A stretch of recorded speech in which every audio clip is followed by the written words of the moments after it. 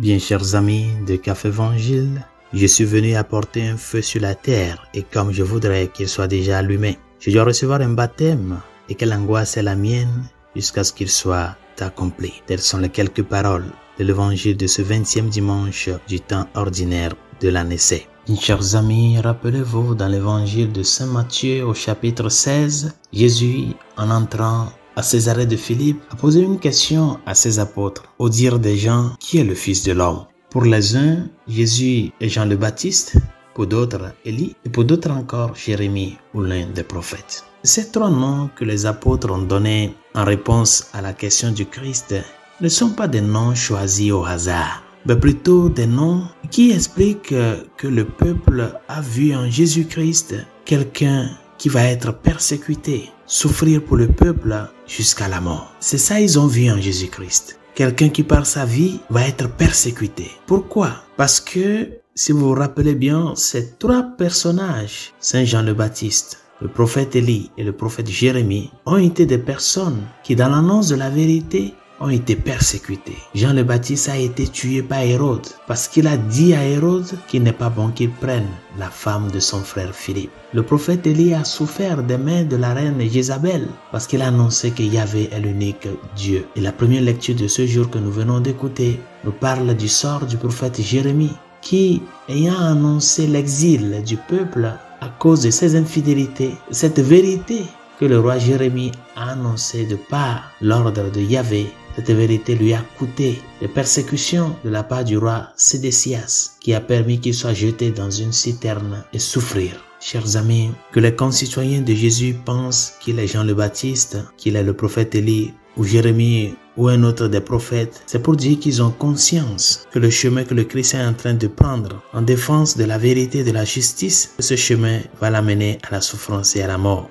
Mais pour eux, cette mort-là du Christ serait un échec de sa mission. Parce que c'est ce qu'ils ont vu aussi dans la mission de ces trois-là. Ils pensaient que la mort de Jean le Baptiste, la mort de Jérémie ou le sort d'Élie étaient des sorts d'échec. Et cela n'en est pas le cas. Ils ont donné leur vie pour la vérité. Et le Christ qui est la vérité en personne ne peut aller à l'encontre de lui-même. Je suis venu apporter un feu sur la terre et comme je voudrais qu'il soit déjà allumé. Le feu que le Christ apporte, chers amis, c'est la vérité. La vérité sur sa personne, vrai Dieu, vrai homme. Cette vérité qui est lui-même qui t'a sauvé et qui t'a sauvé à travers la souffrance. Suivre le Christ, chers amis, suivre celui qui est la vérité signifie se préparer pour la persécution. Parce que partout où tu seras, si tu défends la vérité selon laquelle le péché est une réalité, et nous devons lutter contre les occasions du mal.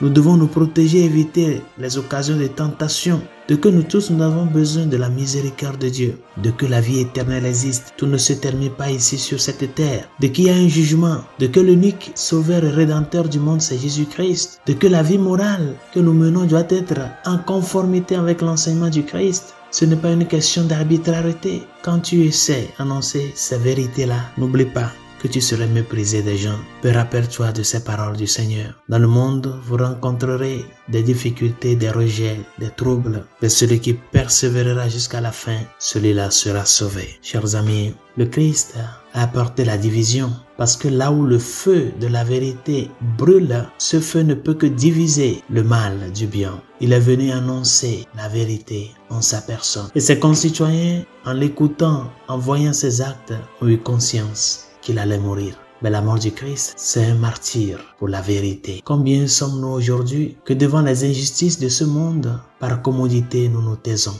Combien sont ceux qui croupissent sous le joug des injustices et des violences parce que nous avons peur de défendre la vérité. N'oublie pas que ton baptême t'a transformé en un feu, le feu de la vérité qui doit brûler partout où tu es. Demande au Seigneur de t'aider parce que ce feu-là qu'il t'a transmis à travers le baptême, que tu sois conscient de que le flambeau de la vérité doit être levé par où tu es, à partir des petites choses jusqu'aux grandes choses. Parce que c'est pour cela qu'il est venu rendre témoignage à la vérité. Et nous aussi, qui le connaissons, qui participons de la vie divine et du salut en lui, c'est notre devoir de clamer cette vérité qu'il a apportée en sa personne. Que sa grâce nous y aide. Bonne journée, Dieu vous bénisse.